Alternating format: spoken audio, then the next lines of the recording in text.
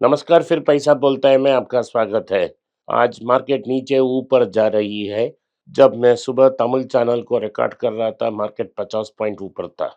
10 minute उसको record करके इधर ट्रांसफर होके आया हिंदी रिकॉर्ड करने के लिए। उस बगल की टाइम में मार्केट गिर गया। मार्केट अब 18 पॉइंट नीचे है और बैंक निफ्टी 100 पॉइंट के ऊपर नीचे है।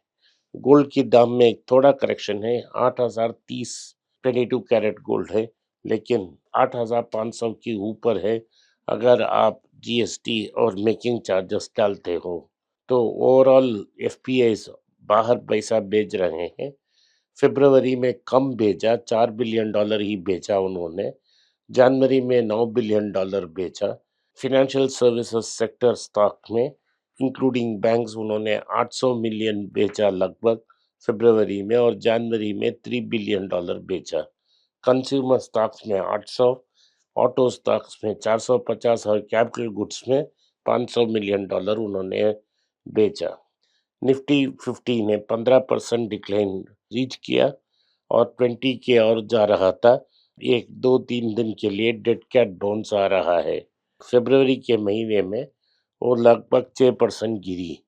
मिड कैप और स्मॉल कैप दोनों बेयर मार्केट टेरिटरी में चले गए। दोनों 20% के ऊपर नीचे हैं। लॉन्ग टर्म इन्वेस्टर्स को अपना एक्सपेक्टेशंस रियलिस्टिक रखना है और पैसा थोड़ा थोड़ा समय पे इन्वेस्ट करना पड़ेगा, चाय पानी की रेंज में। इसीलिए मैंने आपको हर बार कहता हूँ कि आप चाय पानी की रेंज में ही कंसीडर करें। आप इतना बड़ा पैसा न लगाएं। अगर तो प्राइसेस डूब जाएगा तो आप पे प्रेशर आ जाएगा, तो आप गलती कर बैठ जाओगे। तो आप थोड़ा पैसा लगाओ, लॉन्ग टर्म के लिए करो। अगर आपको पैसा अगली 5 साल में चाहिए तो आप इक्विटी में मत पाइए। अगर आपको पैसा अगले 3 साल में चाहे तो भी आप मार्केट में ना आए, डेट फंड्स में ही पैसा को रखें या गोल्ड में पैसा को रखें।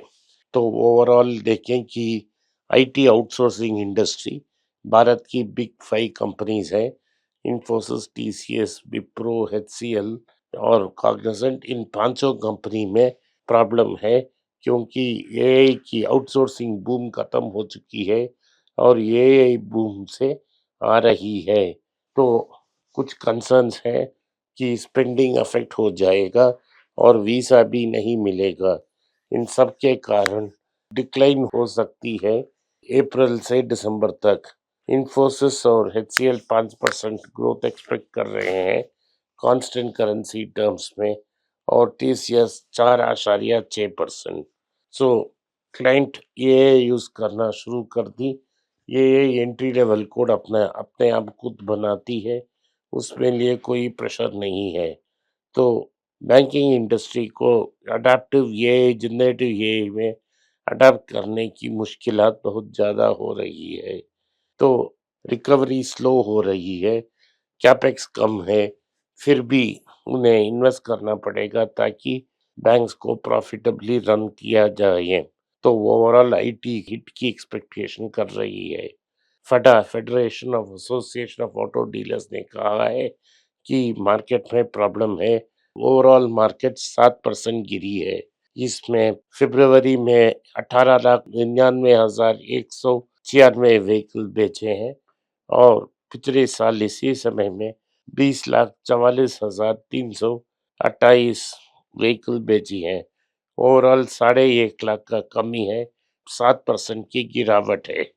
तो पैसेंजर व्हीकल्स ने 10% गिरी, टू व्हीलर्स में 6% गिरी, थ्री व्हीलर्स में 2% गिरी, कमर्शियल व्हीकल्स 8.5% गिरी, और एंट्री लेवल व्हीकल्स की इन्वेंट्रीज लगभग 55 से 60 दिन की है। इसमें बात है कि लग्जरी कार्स इस साल अच्छा सेल एक्सपेक्ट कर रहे हैं। तो प्रॉब्लम सॉल्व करने के लिए गाड़ियों का दाम कम करना पड़ेगा और इनडायरेक्ट टैक्सेस में रिलीफ चाहिए।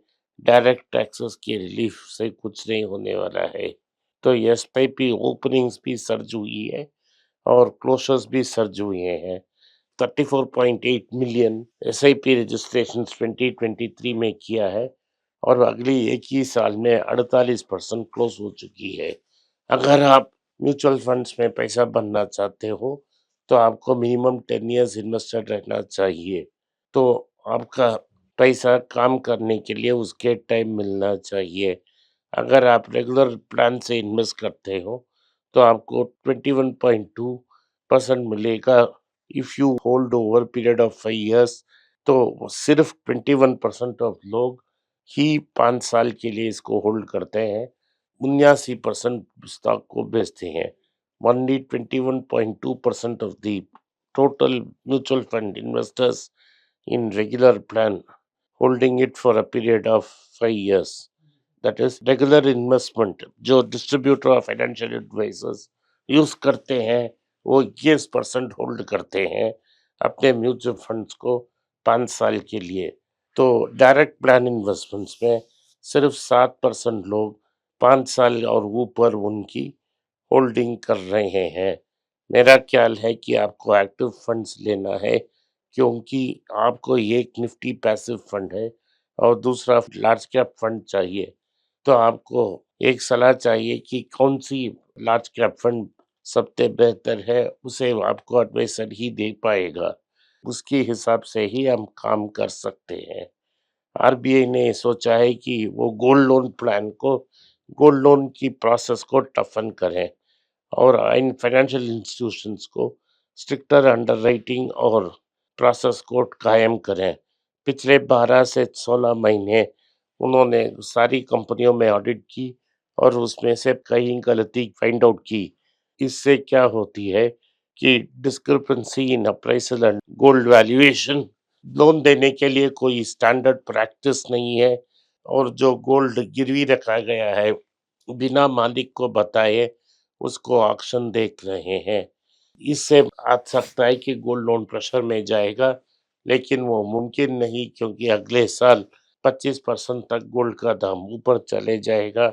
सो ओवरऑल मार्केट वैल्यू में 50 से 56% की उनको लोन दे सकती है। तो गोल्ड लोन कहीं भी नहीं जा रहा है। आज मनप्पुरम ने 200 रुपया का पॉइंट क्रॉस कर ली है और इंडसइंड बैंक एक लो में है।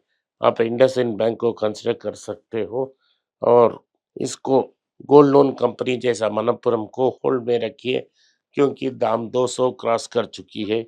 नीचे आने से हम कंसिडर करेंगे। ऑटो कंपोनेंट्स में बड़ा डेवलपमेंट है। मद्रास में राणे और टीवीएस इन जैसे कई कंपनियां ऑटो कंपोनेंट्स बनाती हैं। उसकी जो एक्सपोर्ट्स है उससे अफेक्ट हो जाएगा।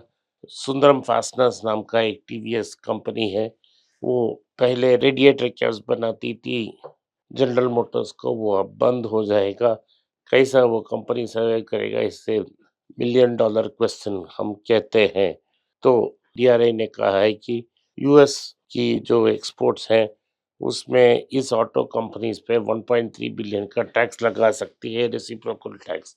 इन कंपनियों ने अमेरिका से बाहर जाकर दूसरी लैटिन अमेरिका अफ्रीकन कंपनीज को अप्रोच कर रहे हैं ताकि वो डी रिस्क हो जाए। तो स्कोडा ने बात कर ली जेएसडब्ल्यू और टाटा मोटर्स के साथ ई मार्केट की डील के लिए।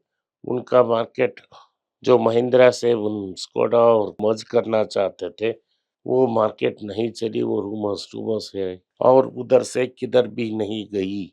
तो ओवरऑल मार्केट में स्कोडा प्रेशर में है, क्योंकि उनकी पेरेंट वोक्सवैगन में भी प्रेशर है। अगर स्कोडा ऑन इट्स ओन जाती है, उसको $1 बिलियन की इन्वेस्टमेंट्स चाहिए, उनके पास नहीं है।